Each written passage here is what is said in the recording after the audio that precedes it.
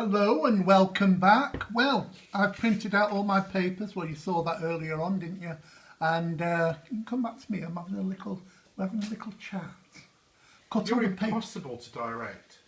No, you should just follow the flow. You follow me. I don't follow you. I've got nothing in my ear saying camera 2, camera 3 coming up in 2 Yeah, but seconds. I think that's what we'll alter. I think we'll have some talk back.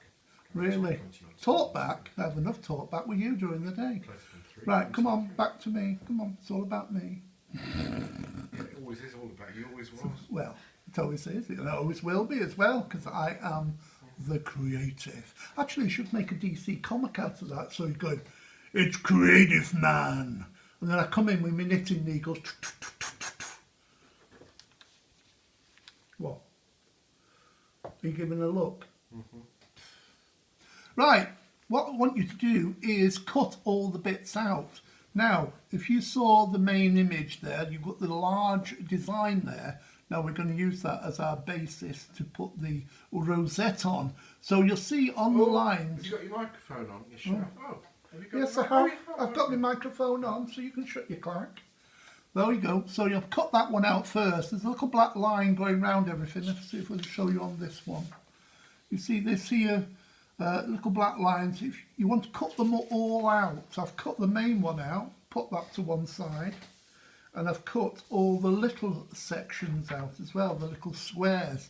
Now I'm just going to teach you one fold this week. It's very, very simple. I hope you can see it. Am I in the middle there? Can they see?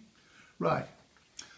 You've got this as a square. Now try and keep these squares as geometric as possible, because the more accurate you do these folds, the better they look.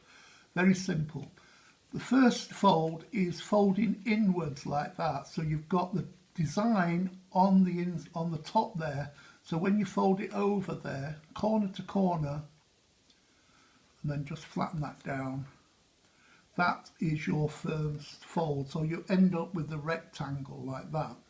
Then open it up, turn it round, and then you're going to fold it again, edge to edge. I'm just lining this up, squeezing it down, and you've got that. That is your first two folds. So you've folded that in the printed side to the printed side, so you've got the back of it there like that. Now open this up and then turn it over, and next, instead of doing edge to edge, you're doing corner to corner. So just line that up and squeeze that down, like so. So you end up with a triangle with a printed on the outside.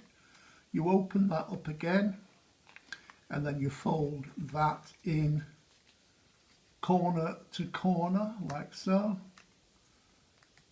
and you've got that. So you've got 4 folds in that design. So now you can see that there's your design. You've got some going mountain and you've got valley. Then all you've got to do is then just push it together like that, and it will naturally, the valley bits will go in the middle there, and the mountain folds will go on the outside. So you squeeze it together so it's like that. So you've got that triangle, and you can see there probably how that opens up.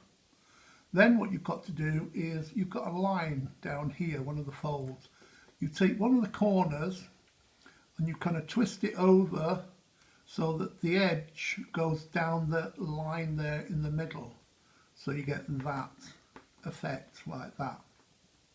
Hope you can all see that. I'll do it again in a minute. So, and then I'll leave you to play with it yourself. And then you fold that over there like that. Try and get these as accurately as possible.